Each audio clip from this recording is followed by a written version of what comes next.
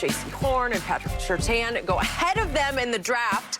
They traded down 2 spots to draft Parsons. Jerry Jones went on the record this week that the linebacker was the highest-rated defensive player on the team's draft board. So, Shannon, do you believe that he was the Cowboys' highest-rated defensive player? Yeah, look, no. I believe that they had, I think universally on everybody's board, J.C. Horn, Pat Surtain, Micah Parsons. It seems to me those were the 3 top-rated defensive players on everybody's board.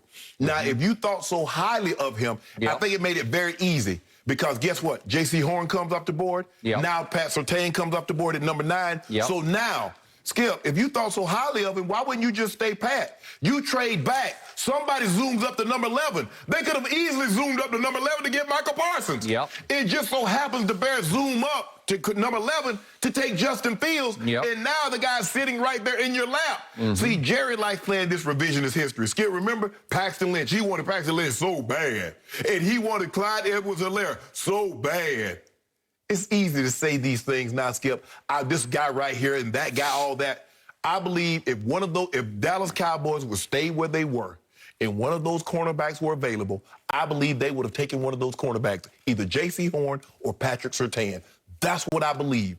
And because they were the 3 highest-rated defensive players, 2 of the 3 was gone, it's a natural.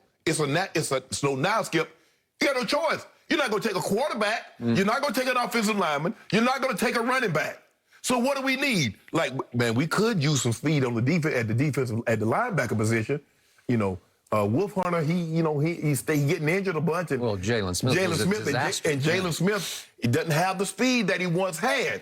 So it was a no-brainer at that point, Skip. But I just think the thing is Jerry likes to oh, yeah, we had this guy and we targeted this guy the whole time. No, you didn't, Jerry. Jerry, you got a lot of breaks. Because anytime that you move down, somebody run. Just like Patrick, everybody we like Patrick Mahomes, but we liked him at 15. Andy Reid was at 27 and liked him at 10. So he moved all the way up the board to go take him. That's when you know somebody takes him. Because if you thought he was that good, Skip, guess what you do? You said that, 11? I think they were number 11. You move up. Move up to 6. Move up to 7. If you believe, because that's what Skip Bayless tells me. Skip Bayless said, if you believe a guy is that good, you move to get him.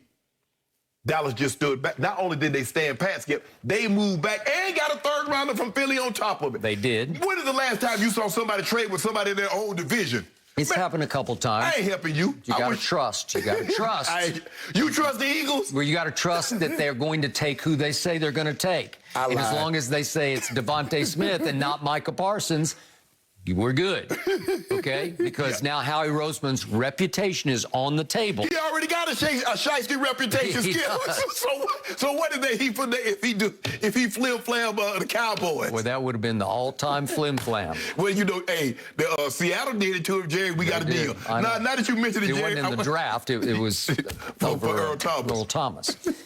Okay, first of all, I've got to comment on what delicious irony I'm seeing in this development, because my man, the Hall of Famer across from me, said before the draft, best defensive player on anybody's board should be Micah Parsons. It wasn't even close to me, though, Skip. Who opted out his final year at Penn State, so we did not get to see him for a while, out of sight, a little bit out of mind. I only knew him in flashes and bursts from the previous season. And I liked what I saw. And I did not argue with you over he just well might be have the highest potential of anybody on the board. But I told you I need a cornerback. Jerry Jones decided we need a cornerback. So I was fine with, and I'm going to remind you that you had issues with what had happened in the previous draft because they did not need CeeDee Lamb. Right? Yes. It was the classic, he's the highest player by far left on our board because they had CeeDee Lamb 6th on their board. And all of a sudden, they're sitting at 17, and he's falling, and he's falling, and he's falling. And all of a sudden, the Falcons take that A.J. Terrell, the kid out of Clemson, the cornerback who got just annihilated in the championship game. Both of those receivers, Justin Jefferson and Chase took turns. Okay, so all of a sudden they go cornerback. And Jerry's saying, timeout. He said even his grandson, he's on the yacht, in the pandemic, even his grandson's CeeDee Lamb. And Jerry's saying, wait a second. I could have a guy who's 6th on our board and we can get him at 17, and you took issue with it, and I did not, because I said he's too good to pass up at 17. He is not a need pick. He's a value pick. But what happened, Skip? What is this? What is Jerry? Jerry realized I had a chance to get Randy Moss. And I passed on him, and I took Greg Ellis. Right. So he's and like... by the way, I took issue with that before, when that happened. I said before the draft, they have to... I was actually writing in Chicago at that point. I said the Bears have to take him first. But Dallas, if that doesn't happen, Dallas has to take him. And everybody just said, no, no, no, no. Too much trouble, too much this, too much off the field. Imagine him and Michael Irvin. Oh, my God. Well, and you know what he did to Jerry on Thanksgiving Day? As a rookie, he said, watch this. $163 and 3 touchdowns. Thank you very much. Okay, now back to Micah Parsons. I do believe that they did have him ranked the highest on their board, but they were going this year, to your point of a year ago, they're going classically for need. Right. We need a cornerback. Correct. So I was all about Patrick Surtain, Jr., because I love Senior. Right. And I thought Senior had taught Junior exactly all the golden rules of playing cornerback. I thought he was a 10 or 12-year perennial Pro Bowler. And he well might be for your Broncos. Right. Some people love J.C. Horn. I think Carolina's loving him as we speak. And by the way, all of a sudden, Carolina looks way better than I thought. Yes. And now Dallas, we're going to see Carolina tomorrow night. Dallas may be dealing with a 3-0 Carolina the following game after the Monday nighter, where you'll have a shorter week to get ready for a home game against Carolina that I chalked up as a big dub, but it might be a little dicey. It might be a little dicey. Okay, and J.C. Horn, I got it.